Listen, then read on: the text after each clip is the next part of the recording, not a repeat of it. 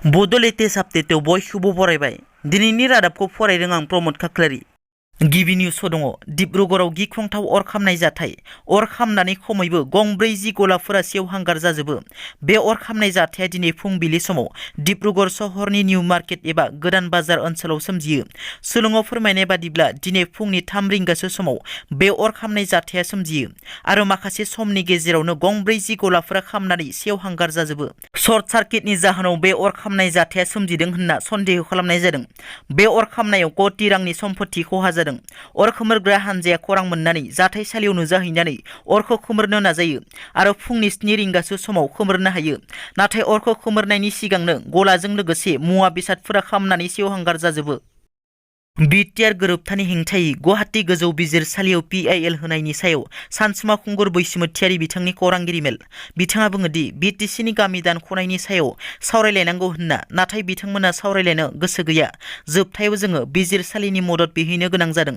2021 मायथाइनि डिसेम्बर दानाव गुवाहाटी गोजौ बिजिरसालियाव पिआइएल केस होनायनि हियारिंआ थांनाय 17 खालार खालि जालांबाय आरो बे पिआइएल केसखौ गोजौ बिजिरसालिया आजावो होनना आरो फैगौ मे दाननि 9 खालाराव नैथि हियारिं जागोन।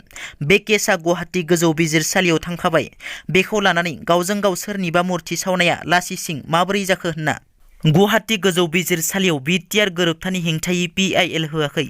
मोनखानाय बिटिसिनि गोहोखौ आसाम सरकारा मोनसेनि उनाव मोनसे लांफिननाय आरो गामि दानख'नायनि हेंथायैसो होदों होनना रोखा बुंथियो। फैगौ 25 मार्च खालाराव अल बिटिआर एलपि इउपि टेट क्वालिफाइड एस'सिएशनआ फुंबिलिनि 10 रिंगानिफ्राय बेलासिनि 1 रिंगासिम 2 घन्टा हस्रिखावनाय हाबाफारिखौ बिटिसि सेक्रेटारियेटनि लांगोनायाव लानाय जादों होनना गांसे गोनांथार फोसावबिलाइनि गेजेरजों मिथिहोयो।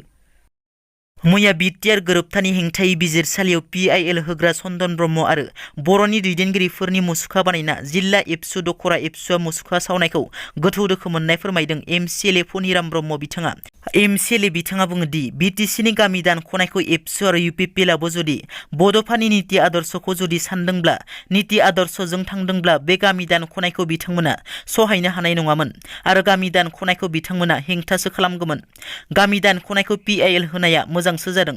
जुदि बिटिआर गोरोबथाया संबिधानिकब्ला दिनै बे पिआइएल होनायखौ मानो गिदों बिसोरो आरो गामि दानख'नायखौ पिआइएल होनानै लाखिफिननायखौ बिसोरो साबायखरसो होनांगौ होनना। गुवाहाटीयाव गिख्रंथाव जाब्रबथाय। गंसे वाटार टेंकारिनि सौख्लायनायाव सासे सुबुङा जायगायावनो जिउ गोमायो। बे जाथाया गुवाहाटी सिटी सेन्टार शपिं मलनि मोखाङाव जर'टआव जायो। जिउ गोमानाय सुबुंखौ गुवाहाटीनि थागिबि दैजेन बैसोआ होनना सिनायथिनाय जादों। जिउ गोमानाय सुबुङा गुवाहाटीनि एप'ल' हस्पिटालाव खामानि मावोमोन होनना मिथिनो मोननाय जादों। जायगानि सुबुंफोरा फोरमायनाय बादिब्ला वाटार टेंकारि सालायग्राया जौफैनानै गारि सालायदोंमोन। बे जाथायनि उनाव जायगानि सुबुंफोरा वाटार टेंकारि सालायग्राखौ हमनानै बुयो। बिटिआर गोरोबथानि हेंथायै बिजिरसालियाव पिआइएल होनायनि सायाव बिटिआरनि गाहाय प्रमद बर'नि फिनजाथाय।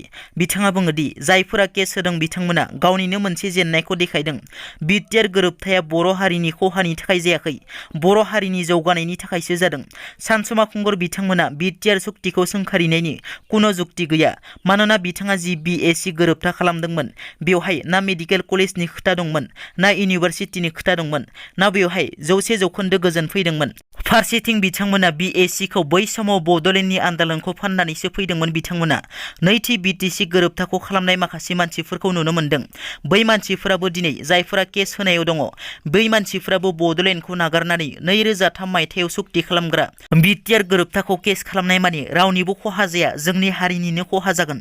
जायफोरा केस होदों होनो हागोन, नाथाय एबसुखौ खहा खालामनो हागोन ना बेखौ सोरबा गोरोबथा खालामग्राफोरखौ खहा खालामनो हागोन। बे जि खालामगोन बे बर' हारिनि थाखायनो खहा जागोन। बेबायदि खामानि मावनो नाङा। बिथांमोना जि जुक्ति होनांगौ हो, जोंजों नांलायनांगौ नांलाय होनना। दिनैनि रादाबा एसेनोसै। नोंथांमोना जुदि आंनि चेनेलखौ दासिमबो साबस्क्राइब खालामाखै, अन्नानै साबस्क्राइब खालाम। गोजोन्थों।